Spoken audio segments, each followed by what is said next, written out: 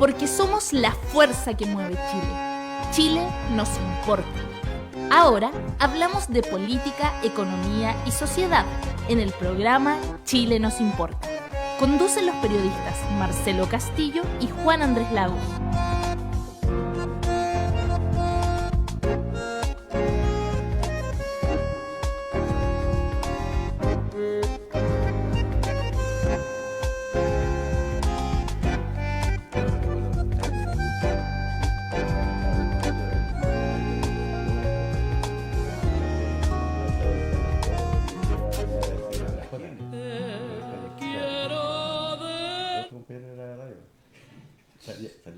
Ahora sí. Buenos días, amigas y amigos de Radio Recabarren. En este programa lo retomamos después de un tiempo, producto obviamente de circunstancias intensas que continúan en Chile y que siguen dando mucho que hablar y que demandan también comentarla, analizar. Nuestra Radio Recabarren en este programa Chile nos importa. Hoy día estamos aquí. Marcelo, que es un conductor habitual de nuestro programa, no ha podido venir, enfrenta situaciones complejas, duras, difíciles. Por cierto que le aportamos y le entregamos toda nuestra solidaridad y apoyo. Sabemos muy bien que él es una persona muy comprometida con causas justas y nobles y que, sin embargo, producto de las circunstancias que vive Chile, también está pasando por una situación muy dura. Así que todo nuestro apoyo a Marcelo en estas circunstancias. Pero estamos aquí para poder intentar explicarnos lo que ha pasado, lo que ocurrió ayer, lo que dice Piñera, lo que está pasando ahora, precisamente ahora en estas mismas horas, junto con Guillermo Salinas. Bienvenido, Guillermo, a nuestro programa, vicepresidente de organización de la Central Unitaria de Trabajadores. Muchas gracias. ¿No es cierto? Bien. Y también estamos con Fernando Carmona, que es encargado del área, por decirlo así, para que se entienda, de políticas públicas de la CUT. Es un espacio donde se trabaja mucho, Fernando, si no me equivoco, con centros de estudio de distinto tipo, distinto orden, tanto del mundo sindical como del mundo académico, como del mundo político. Es uno de los esfuerzos que la CUT hace en términos de ampliar su campo de acción y que yo creo que también es bien importante en estos momentos tenerlo presente. Pero yo inmediatamente, Guillermo y Fernando, Guillermo, ¿qué apreciación tienes respecto de lo que está cursando en este momento después de lo que ocurrió ayer, que fue esta multitudinaria movilización, los acontecimientos de la tarde, en la noche, y este pronunciamiento de Piñera donde hace un llamado en varias líneas, pero por lo menos mencionó tres? Uno, el tema de lo que él llama la paz social y la violencia, en fin, condenémoslo todo y vamos en función de evitar y terminar con eso. Segundo, él habla de nueva constitución, pero no habla de otra cosa, sino que más bien deja abierto eso, no quiso responder tampoco preguntas. Y tercero, habla de una agenda social, ¿no? Que hasta donde uno conoce, la verdad es que es bien extraña esa agenda social, porque en verdad es lo que ha ido cursando en el Parlamento. Ahí hay una gran tensión, pero ¿cuál es la visión, Guillermo, que tú tienes de este momento? Yo creo que estamos en un momento bastante crucial, no solo por la... Creo que hay que caracterizar bien el periodo en el sentido de que lo que está ocurriendo en Chile en realidad es una transformación. O sea, las cosas no pueden mantenerse igual. Yo creo que aquí lo que hay en el fondo, todos sabemos, creo que a esta altura tampoco es discusión. Al principio, cuando empezó esta erupción, que ya lleva más de 20 y tantos días, todos se preguntaban, bueno, y lo veíamos venir, la gente sabía que venía, y yo tengo la impresión que nosotros sí sabíamos que veníamos. O sea, yo creo que la CUT, en este caso, viene desarrollando desde enero del año pasado un plan destinado a esto. Nosotros dijimos, en el marco de la elección presidencial pasada, dijimos que nos daba lo mismo que gobernar Chile. Y lo dijimos con mucha fuerza. O sea, de hecho, nuestra organización llamó a votar por Guillé, como organización sindical. Entonces dijimos, no vamos a ser fríos en esto y vamos a tomar posición. Cuando asumió Piñera en marzo, nosotros en enero ya teníamos un plan de movilización porque sabíamos que la gente estaba agobiada. Y de hecho tuve un consejo ampliado hace poco y nos recordábamos de que lo primero que hicimos es que hablábamos de generar estos paros nacionales activos, que le decimos. El primer paro nacional activo fue el 8 de noviembre del año pasado. El viernes pasado cumplimos un año de eso. El segundo paro nacional activo fue en marzo de este año. Luego empezamos a desarrollar también todo lo que fue una política de alianza. Nos juntamos con la coordinadora Nomás FP. Convocamos el 5 de septiembre a una protesta nacional que no tenía la envergadura de esto, pero tenía sus contenidos y para allá íbamos. Entonces nadie podría decir que aquí mira, nadie sabía. Entonces es una primera cosa. Yo creo que el movimiento social viene, pero hoy día se produjo un desbande porque ya es mucho. O sea, todo vaso se rebalsa cuando se le sigue Ahora, usando Guillermo, lo mismo. O sea, solo para profundizar en algo que tú señalaste que para mí es clave. Claro, efectivamente hay gente que incluso dijo, no lo vimos venir, o no sabíamos, en fin. Pero tú dices, la central sí, y la central tenía el diagnóstico, haces el ¿Por qué ocurre? A ver, yo entiendo que hay un sector de este país que no es que no lo viera venir, es que no quiere y no ha querido, nunca ha querido que esto pase. Pero hay otro sector, concedamos, que a lo mejor no lo vio venir. ¿Qué pasó ahí? ¿Qué pasó con ese mundo político, con ese mundo parlamentario? es que yo creo que lo que está ocurriendo hoy día es el decante de un periodo para pasar a otro. O sea, la gente ya no... Si a mí me preguntan, mira, el otro día vi una encuesta, me parece que fue ayer que la vi, que decía que los problemas principales que generaron esta situación eran problemas económicos, sociales. Y yo creo que eso no se miró.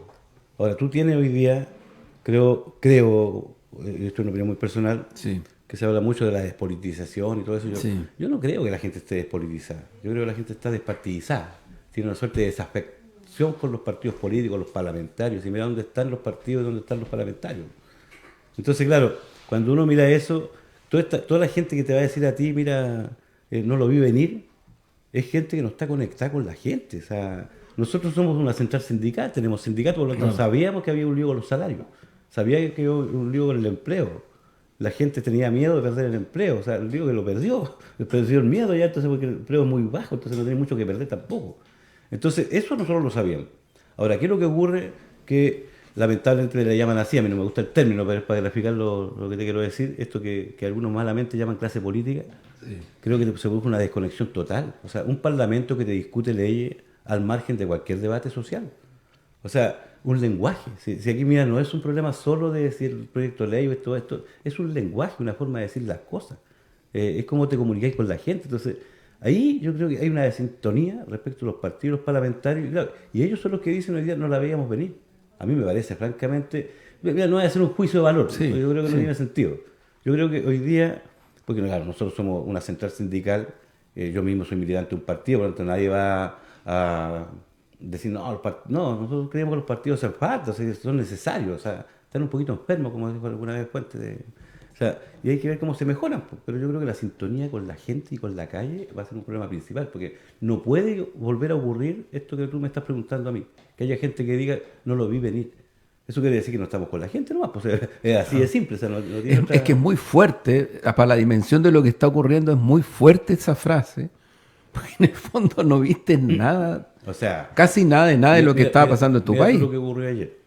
Ayer, si uno hace un balance rapidito aquí, esto fue de Arica a Punta Arenas, pero mira, yo he conversado con hartos dirigentes más antiguos, sí, con más edad, que vieron otros periodos, y me dicen de que, o sea, tú mismo incluso me dicen tu comentario en un minuto, esto es histórico. Sí. O sea, esto es más grande que cualquiera de las 80, incluso para ir por los 60 uno empieza a mirar situaciones, la revuelta que significó la revolución de las chauchas, lo que está ocurriendo en Chile, ya más de 22 días, vamos para los 25. Y lo de ayer fue un corolario de una cuestión que uno dice, oye, la gente se fue a la huelga general. Esto que nosotros planteamos, que dijimos en enero del año pasado, vamos a transitar hacia una huelga general, y para eso vamos a hacer un paro activo y otro más, vamos a hacer una política de alianza. Mira, con eso no quiero decir que uno se arrogue la convocatoria de lo que hay hoy día. Me parecería pedante decirlo. ¿Ya? Pero, claro, íbamos en sintonía. Ahora, y lo de ayer, yo te quiero decir que fue un paro productivo. Ahora, ahí, y ayer que creo que hay que... Porque en el marco de esta situación, lo que está ocurriendo, claro, hay gente que no lo vio venir como lo hizo, hay otros que saben, como el presidente de la República, si lo que pasa es que no quiere ceder, o sea, no quiere entregar nada. O sea, y más que dialogar, lo que está haciendo en realidad es pervertir las situaciones. O sea, ayer hubo una huelga y a partir de las 2 de la tarde el gobierno envió a carabineros a violentar, a generar un estado de violencia. O sea, tuvimos aquí al frente la CUT. Yo nunca lo había visto aquí al frente de la CUT. Pero una balacera. O O sea, sonaban los balazos y yo te digo, a esa hora ya no había más de 200 personas en la calle, fue un escándalo, o sea, fue algo producido. Y se intentó generar un clima ayer de violencia, porque ¿cuál fue la respuesta del gobierno frente a lo que ocurrió? Que fue tan grande, tratar de convertirlo en algo violento para justificar otra cosa. Y que parece que le fue mal en la noche. Ahora, ahí, Guillermo, por eso te mencionaba o te señalaba, efectivamente uno si analiza con cierto rigor, incluso en la lucha contra la dictadura, estoy hablando de periodos muy álgidos, obviamente marca una dictadura, pero en Chile hay sectores productivos que les es muy difícil parar. Pero ayer parece ser que se produjo esa situación. ¿Cómo describes tú ese escenario de ayer en cuanto a huelga de sectores productivos? Mira, un fenómeno muy interesante que yo creo que después cuando todo esto termine vamos a tener que estudiarlo más. O sea, yo creo que a nosotros nos queda una tremenda lección aquí que tenemos que... Sí. Yo soy el vicepresidente de organización de la CUT, por lo tanto me va a corresponder también encabezar un análisis muy a fondo respecto de esto.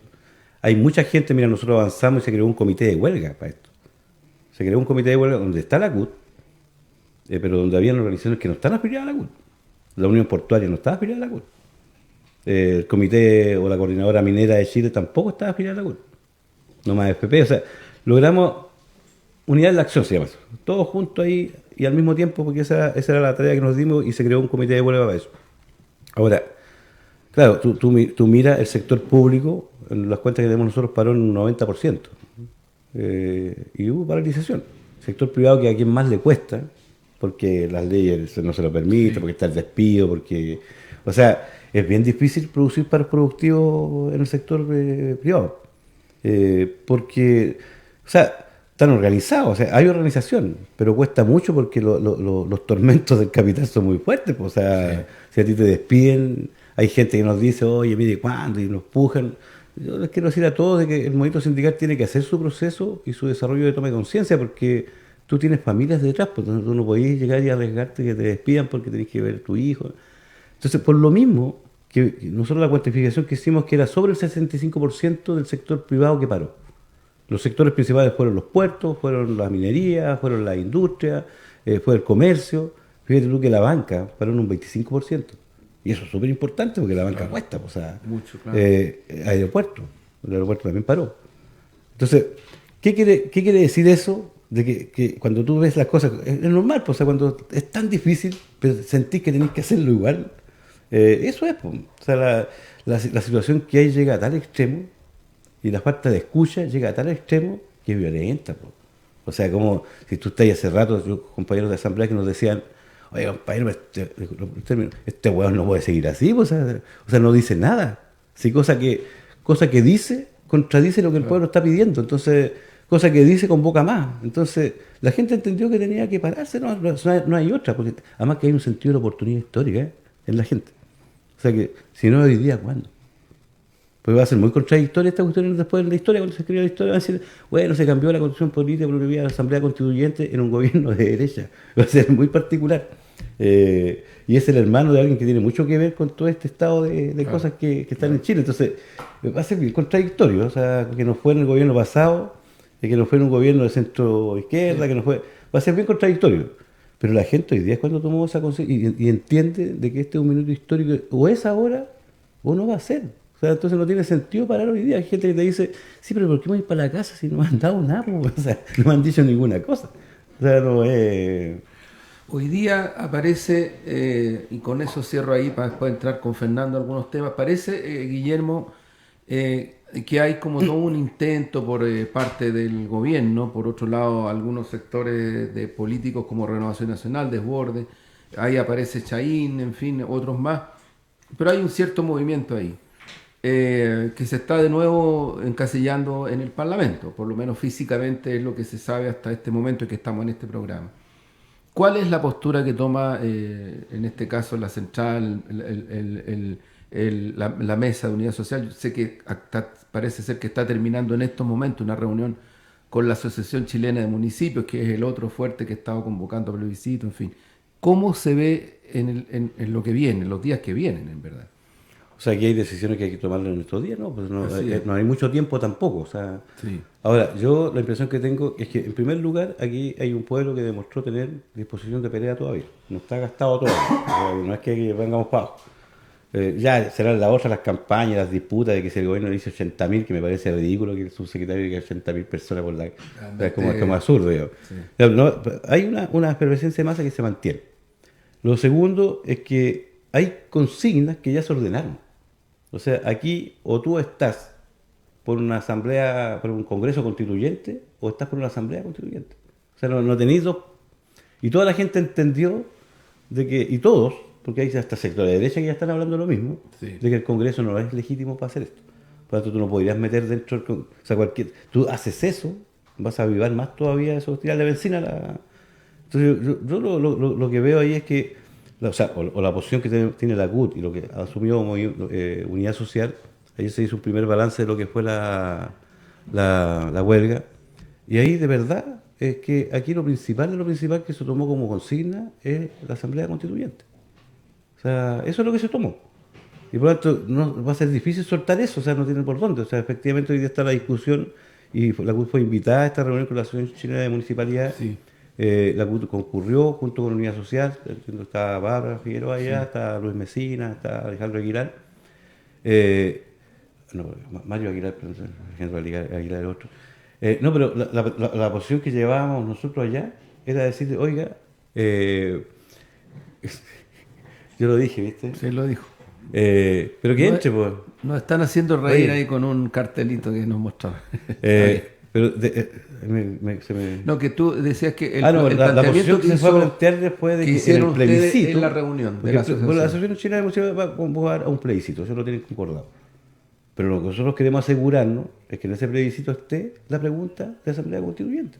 Porque si no, no va a dar cuenta de lo que hay hoy día. Entonces, esa va a ser una centralidad hoy día. Cómo nos metimos en el tema del plebiscito y nos metimos de verdad, y que esto sea, y que tenga la pregunta que tiene que tener, que es la que está demandando la gente.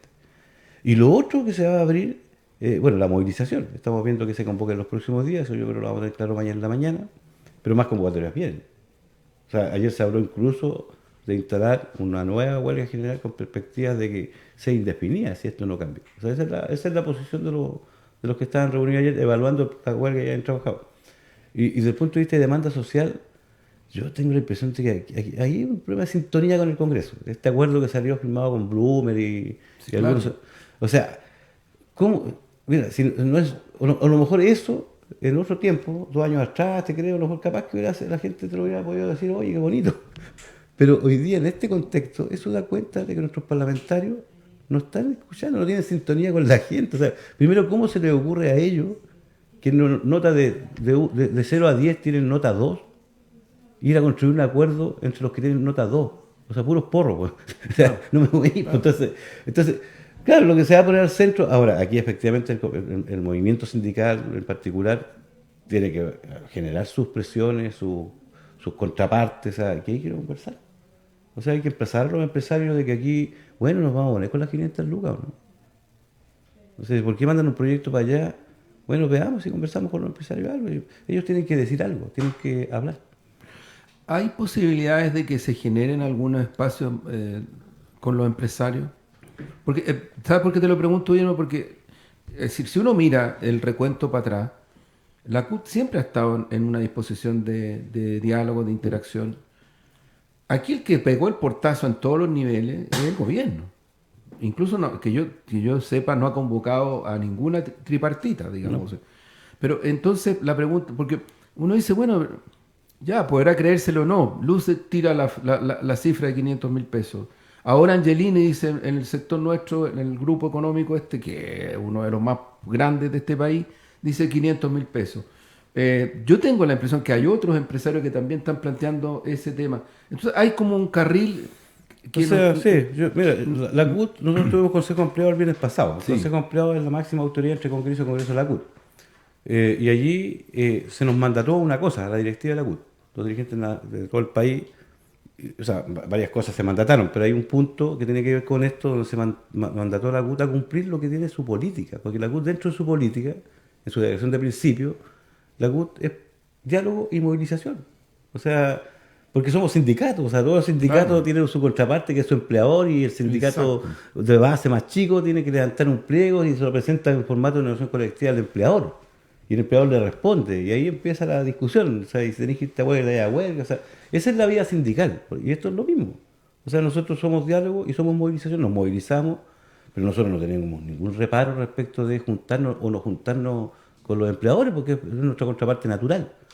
Ahora, no se ha dado en este minuto porque nosotros los emplazamos a ellos. Todavía no se ha dado, han entregado señales. Pero claro, si tú me preguntas a mí si están dadas las condiciones o no, o si la CUT lo haría, yo creo que sí están dadas las condiciones. O sea, están dadas las condiciones. El problema que tú tienes para eso es que tú ahí vas a abordar el problema del trabajo, el tema del empleo. Claro. Entonces, si no está resuelta esta otra gran demanda que la gente entendió, que es la demanda política, que es la nueva constitución, no sacáis nada de resolver lo otro como quisieron hacer estos senadores de manera media fría ahí, sin resolver esto otro. O sea, no se va a resolver el problema. Entonces, yo tengo la impresión de que lo que hay que instalar hoy día, o sea, lo que estamos tratando, primero nosotros vamos a seguir la movilización. Si se abren puertas para conversar, por supuesto. O sea, ojalá mañana nos dijeran, oye, sentémonos a conversar salario. Nosotros partiríamos al tiro. O sea, como ahí si parte de tu deber ser, pues los sindicatos somos eso. Sí. Entonces, no, o sea, si tú me preguntas si hay, yo creo que sí hay posibilidades. Hay disposición, por supuesto, también. Pero a conversar cuestiones de verdad, porque si me voy a hacer a conversar en los marcos del proyecto que envió el gobierno de salario mínimo, no, pues eso no tiene conversa. O sea, porque eso no. Evidente. Ahora tampoco he visto a ningún empleado poniéndole ficha. Exacto, ¿no? Sí, más bien el gobierno el que ha sido más. Yo creo que eso es lo peligroso del periodo, que este es un gobierno que está solo, cada vez más solo, y por lo tanto es más peligroso. Claro. Bueno, estamos en este programa Chile nos importa, hemos retomado después de varias semanas de mucha actividad, Radio Recabarren ha estado en las calles, en las movilizaciones, en la lucha social, en fin, el equipo de Radio Recabarren al cual saludamos mucho porque reconocemos el gran esfuerzo que han hecho comunicacional en distintos momentos, en distintas situaciones, de estas luchas sociales que no paran y que siguen. Estábamos conversando recién con Guillermo Salinas, vicepresidente de organización de la Central Unitaria de Trabajadores, y queríamos ahora abrir el diálogo con Fernando Carmona.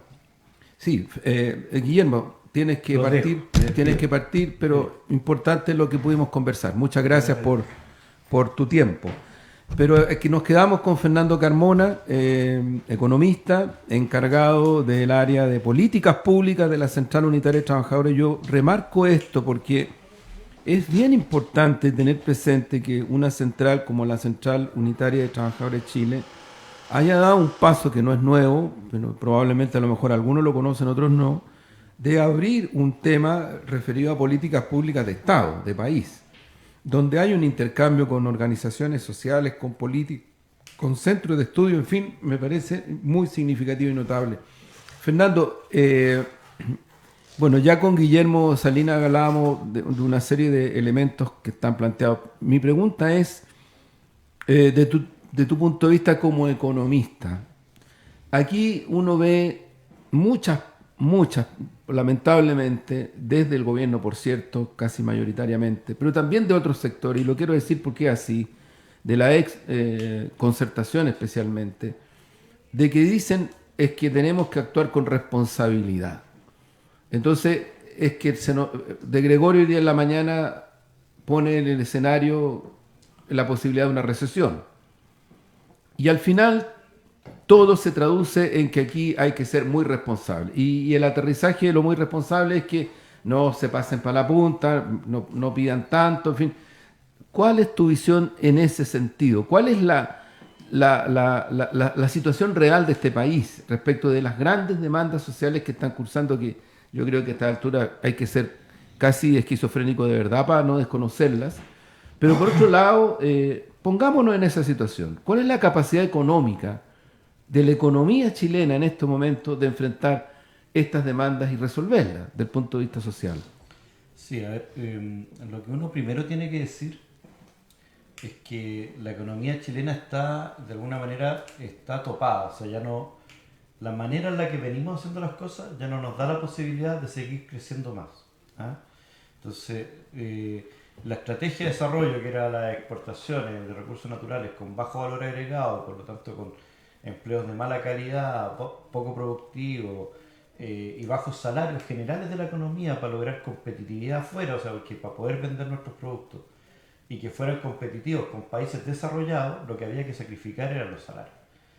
Esa economía que en los años 90 nos llevó a crecer entre el 6 y el 7%, yo diría que tirado muy fuertemente por la venta de las empresas públicas, hoy día ya no logra crecer más del 3%. Entonces, y a nivel nacional y también a nivel internacional, lo que sabemos es que Chile está topado. O sea, no tiene posibilidades de seguir creciendo más de la misma manera. En ese sentido, lo que uno ve, o lo que uno ve en los proyectos de gobierno, del actual gobierno y lo que después se transformó en su agenda social, es que un sector de la población minoritario, pero que detenta el capital,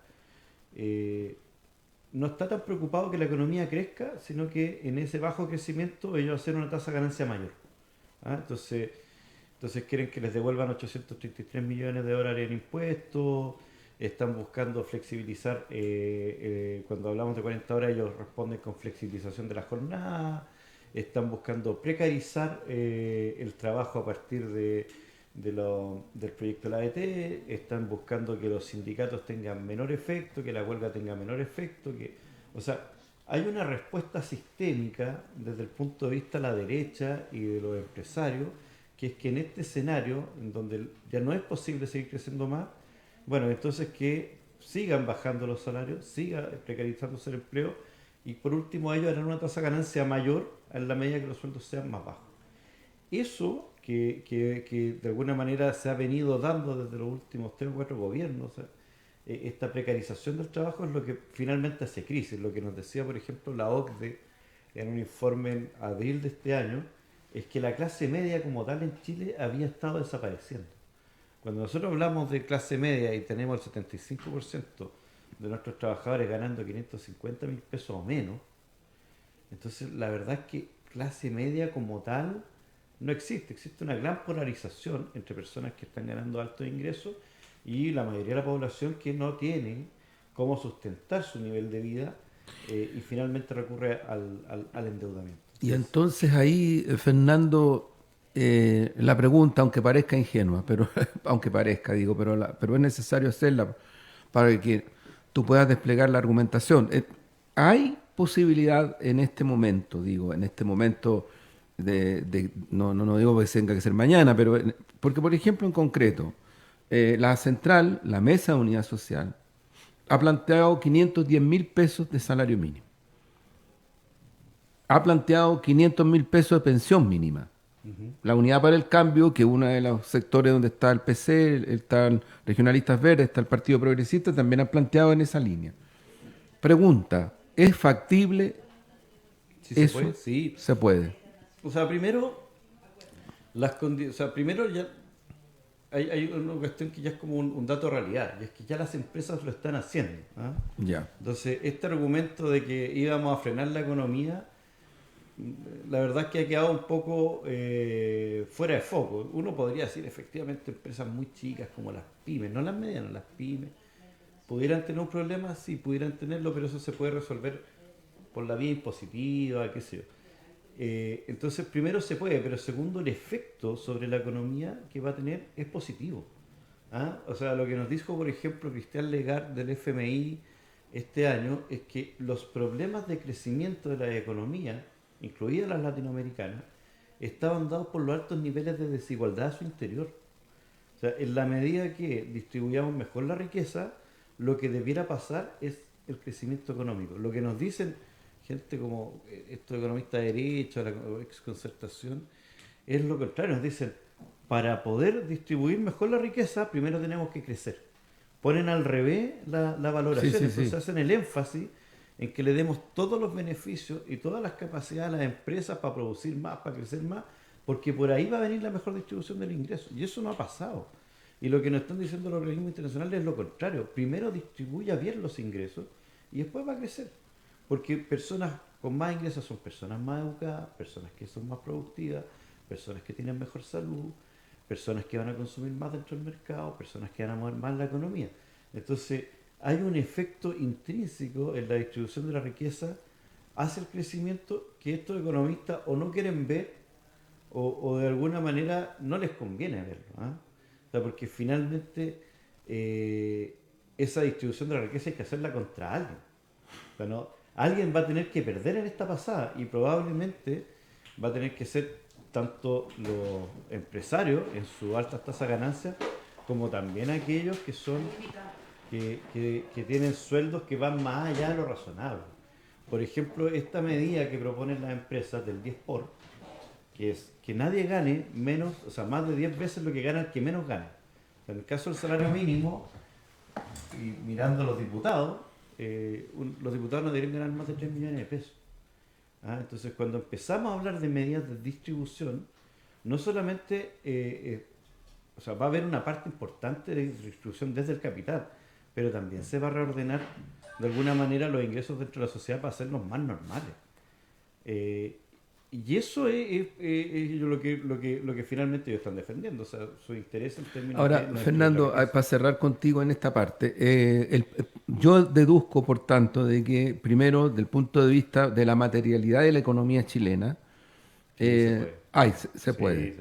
Pero también deduzco de lo que tú dices, tu análisis, es que incluso, pensando en lo que tú señalas, gente del Fondo Monetario, en fin, Banco Mundial, aquí hay un tema de voluntad política, donde hay intereses económicos mediante y donde hay un sector que, de una ortodoxia brutal, simplemente lo que quiere es desconocer esa posibilidad. Claro, Que además es técnica, es política, pero también es técnica.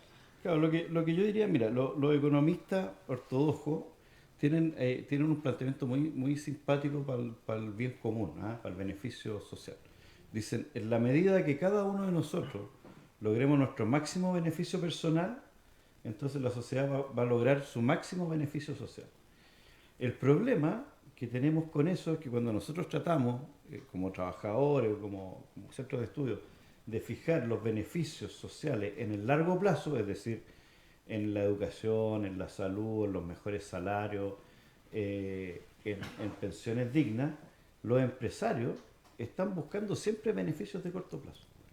Y esos beneficios de corto plazo son incompatibles con las mejoras sociales. Entonces, cuando se habla desde la ortodoxia económica, lo que nos están diciendo es que el beneficio social siempre está en el corto plazo, en lo que yo pueda ganar mañana. Y ahí siempre van a primar los intereses particulares. Entonces, si nosotros seguimos dejando las políticas públicas al arbitrio del mercado y a los intereses particulares, pensando que así llegamos al bien común, lo que nos va a seguir pasando es que vamos a tener un país atrasado, vamos a tener contradicciones internas y estas van a seguir explotando. Bueno, con Fernando Carmona, un análisis a mí me parece muy interesante, riguroso. Fernando es encargado del área de políticas públicas de la Central. Y esto que dice al final, amigas y amigos auditores, yo creo que es importante tenerlo muy presente, porque al final yo me quedo, Fernando, con la idea de que aquí no solamente, para decirlo bien en directo, hay que derrotar posiciones de una oligarquía económica, sino que también de una especie de burocracia tecnocrática que no quiere ver otra cosa que no sea el neoliberalismo extremo que se ha aplicado en Chile. Al final es eso. Porque finalmente han salido beneficiados. O sea que hay una pequeña franja de profesionales, que no es la mayoría, pero una pequeña franja, que ha ido utilizando, ha ido ocupando cargos y ha ido ocupando espacios dentro de la sociedad que son muy redituables en tanto adquisición económica, pero que en el fondo implican no hacer las transformaciones para la mayoría. Entonces, si uno, por ejemplo, mira cómo se van defendiendo distintos sectores políticos, van confluyendo distintos sectores políticos, distintos colores, uno lo que ve en realidad es que de repente aquí lo que está pasando es que la élite es la que está reaccionando. O sea, y ya no solo la ideología, porque uno puede entender la ideología de izquierda a derecha, pero ¿cómo entendemos nosotros, gente que históricamente ha sido de izquierda, que sigan, que defiendan las propuestas del gobierno y que en realidad no estén disponibles para seguir avanzando con el pueblo? Y yo tengo la impresión ahí es que se provoca finalmente una convergencia entre las élites. Bueno, con Fernando Carmona, y ahora entramos con un connotado dirigente de la Central Unitaria, Norberto Díaz, del sector sindical ENAP, ¿no? ENAP del petróleo. con una trayectoria muy importante que yo creo que, lo digo porque creo que a esta altura, cuando en esta mesa de Chile No Importa conversamos con dirigentes o dirigentes, también lo contextualizamos, o sea, buscamos también la compatibilidad de lo que significa la inserción de una persona en el mundo real y ha sido re importante este programa porque en el fondo lo que estamos tratando es de instalar cosas que son parte de esta realidad tan rica y tan importante que a algunos les asusta y a otros nos da esperanza. Norberto, que le preguntábamos también a Guillermo Salinas ahora al comienzo del programa, pero te lo pregunto, de acuerdo a lo que ha pasado, porque ayer tuvimos una multitudinaria manifestación, yo efectivamente le decía a Guillermo Salinas, a mí me gusta mucho la historia ¿en qué sentido? En que siempre yo creo que uno tiene que hacer análisis comparativo en distintos planos. Yo creo que lo de ayer, a mí me parece que desde el punto de vista de movilización sindical es bastante inédito en Chile. Yo creo que lo que pasó ayer, Juan Andrés, y gracias por la invitación a conversar, hace tanta falta conversar, yo creo que nosotros deberíamos tener muchas más mesas de conversación aquí en la CUT y en todos lados, porque es evidente que nos falta conversar en este país, nos falta ejercicio democrático. Antes decíamos, pucha, uno va a Argentina y los kioscos están llenos de revistas y todos los argentinos hablan de política, y nosotros pareciera que el país estuvo dormido y hoy día todo Chile está hablando de política, de asamblea constituyente.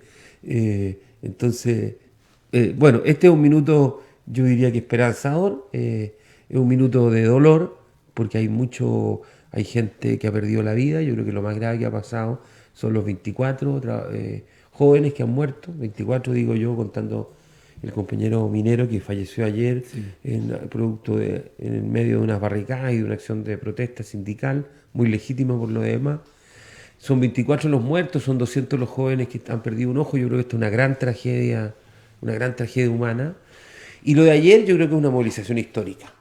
Yo no recuerdo, yo estuve en el 83, el 84, 85, 86, era cabro chico en los primeros años, 13, 14, 15 años, al igual que Guillermo, entramos en ese tiempo a militar en partidos de la oposición, por colegio, por familia. Uno era cabro chico y lo único que sabía en primero medio era que había que luchar contra la dictadura. A uno le decían que había una dictadura y que había que luchar contra la dictadura. Y nosotros además éramos magallánicos, y estábamos Magallanes es una zona que estaba pegada con Argentina, había llegado la democracia en el 85, 84, 85 Argentina. Nosotros, como teníamos tíos, primos que habían vivido el retorno a la democracia, teníamos música argentina, harta música protesta argentina. Yo recuerdo el 86, que 2 y 3 de julio del 86, después del llamado paro del movimiento estudiantil y de los trabajadores, la primera protesta del 83, que todos sabemos que fue una protesta con mucha más violencia que gente en las calles, mucha gente en las poblaciones. Nadie ha reivindicado, Juan Andrés, el valor que tiene el movimiento pobladores. Siempre aparecen los dirigentes estudiantiles, que son sin lugar a dudas muy valientes, miles de jóvenes, cientos de jóvenes perdieron la vida, a muchos de ellos les debemos parte de lo que está pasando hoy día y lo que pasó ayer, pero el movimiento pobladores siempre está ignorado. Y yo creo que hay que reivindicarlo. El 83, 84, 85, la cosa estaba muy caliente en las poblaciones, efectivamente ahí había una cosa. Pero si yo tuviera que recordar el 2 y 3 de julio, yo creo que no tiene comparación con lo de ayer. Ayer fue una cosa muy contundente.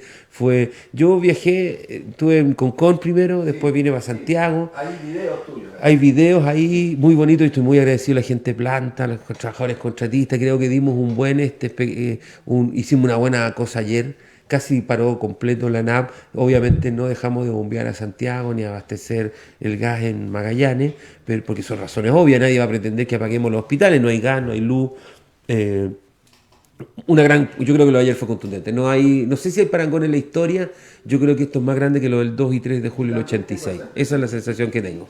Y como muy inédito en ese sentido. Sí. O sea, el paro productivo fue paro productivo. O sea, sí, pararon muchas cosas en el país. Es muy, muy particular. Ahora, Norberto, en esa misma dirección, así como uno observa expresiones tremendas, multitudinarias, con una conciencia social distinta a lo que se sabía, a lo que se conocía, ¿cómo ves tú el mundo sindical en ese sentido? O sea, porque, a ver, voy a extremar. Voy a extremar solo para efectos de la pregunta. Porque en Chile lo que se trata de mostrar, digo, no es que sea así, pero se trata de mostrar lo que decía Fernando desde la élite, desde el sistema mediático hegemónico, es que el mundo sindical está bien, tiene su derecho, pero se tiene que dedicar a sus temas. ¿Me entiendes? Sí, hay una caricatura. Hay una caricatura. Exacto. Entonces, la pregunta es, ¿cómo ves tú esta expresión que se ha dado particularmente ayer, cuando las movilizaciones, las marchas, todo lo que uno veía, las definiciones que se toman apuntan en dirección de un tema político nacional de fondo? Asamblea Constituyente, nueva Constitución. ¿Cómo podrías describir tú ese fenómeno en el mundo sindical real?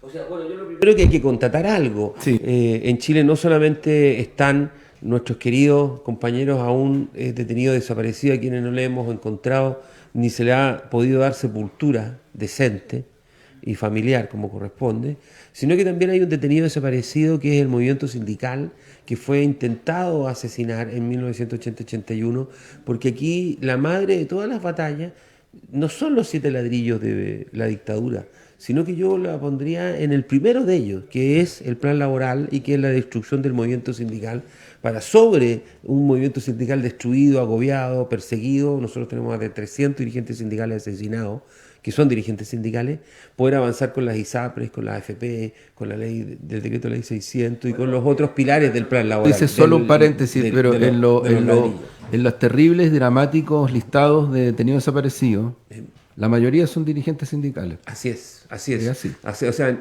además, no solamente hay 324, 326 dirigentes sindicales asesinados, sino que además la gran mayoría de ellos desaparecidos, digamos. O sea, eso ha sido la práctica con el movimiento sindical, era que esta gente no vuelva a aparecer nunca más, para que la sensación de terror sea que nadie quiera ser después dirigente sindical.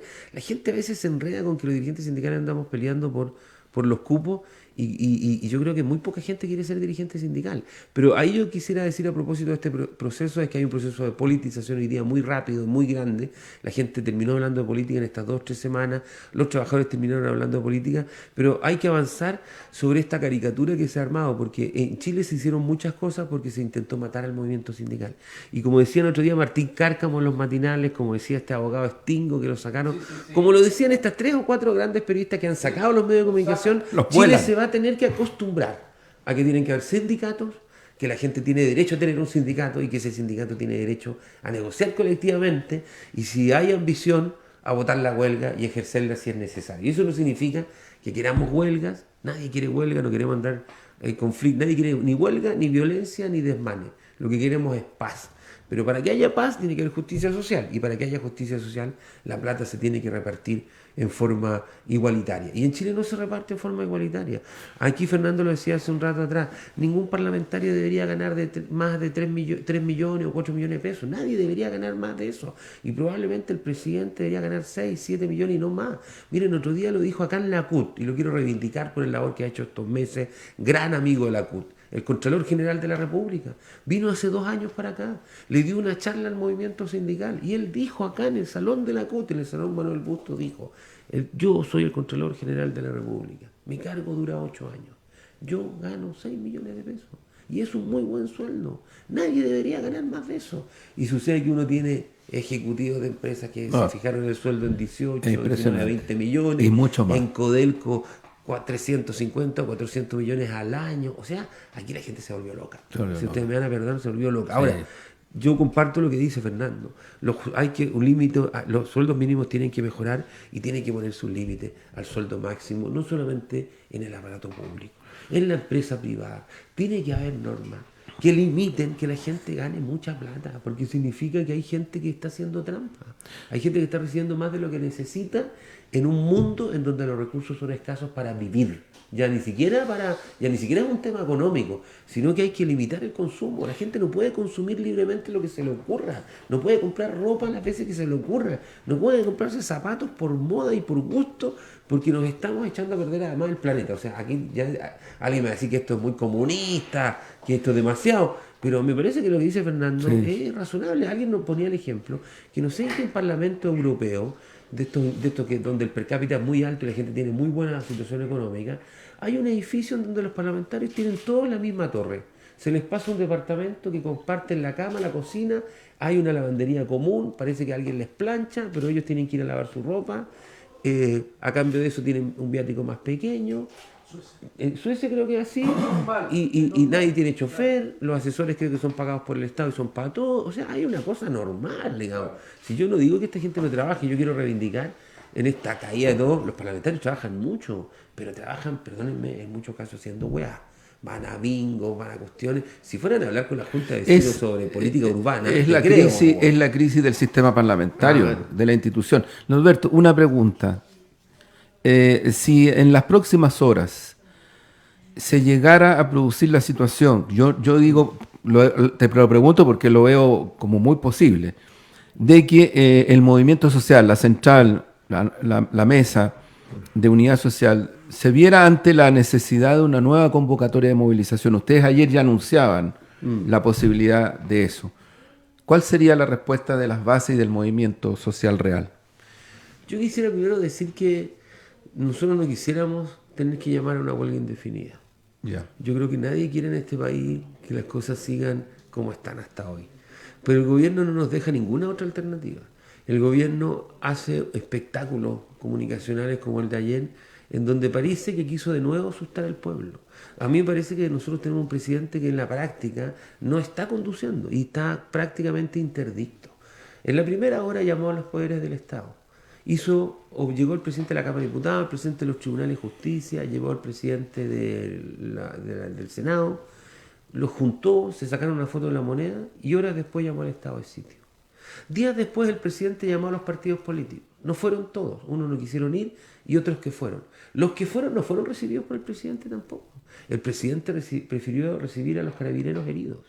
Hace unos días atrás el presidente de la República llegó a un acuerdo del Senado con el Ministerio de Hacienda. Llega el día miércoles, llega a un acuerdo con el Senado, sin hablarlo con nadie, excepto entre los senadores de siempre y el gobierno de siempre, o sea, entre los mismos, llegan a un acuerdo y en paralelo el presidente está llamando al Consejo de Seguridad Nacional. O sea, el presidente, perdónenme, no entiende nada. O el presidente no sabe a dónde va, o está muy mal asesorado, pero está en una situación, yo creo que es de la mayor gravedad, yo lo quiero decir con toda franqueza, porque yo creo que lo peor es que José Ruiz Di Giorgio, que fue un dirigente histórico del petróleo, siempre me dijo a mí, y permíteme un garabato, mira cachorro, a uno en la vida, todo el mundo lo quiere hacer hueón, pero hacerse hueón a uno mismo, hacerse hueón a uno mismo, ya es el colmo de los colmos, y yo creo que lo que uno no puede es mentirle a la población. Nosotros estamos en un problema de gobierno serio, no hay conducción en el país, y yo creo que hay que volver a la conducción. Ahora, si para eso el movimiento sindical, para que el gobierno reaccione, tiene que llamar a una huelga, la próxima, creo yo, es una huelga indefinida, es sin parar, y sin lugar a dudas para pedir que el presidente se haga a un lado, renuncie y convoquemos elecciones anticipadas lo antes posible. Yo creo que nadie quiere esto. Esto no es que nosotros queramos no respetar los mandatos democráticos.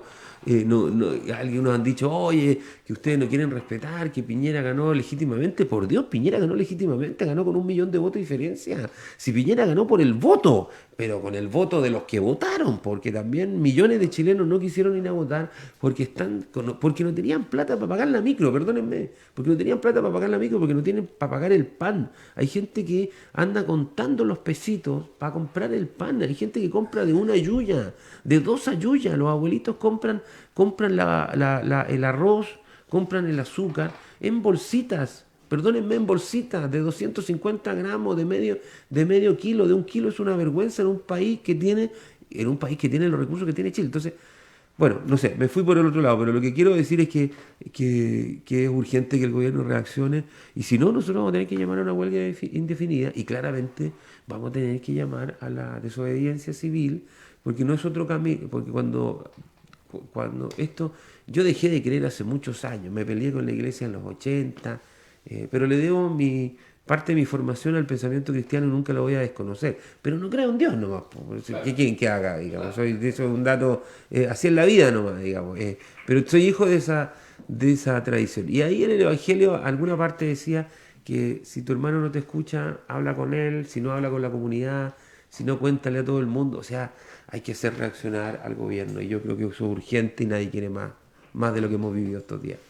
Fernando, ¿cuál es, crees tú, la posibilidad de salida a esta situación? Mira, yo tengo la convicción de que de alguna manera lo que murió o lo que ya no es posible articular es el mandato que el pueblo como soberano le había dado al país. O sea, el mandato en términos de qué era lo importante y hacia dónde teníamos que seguir caminando.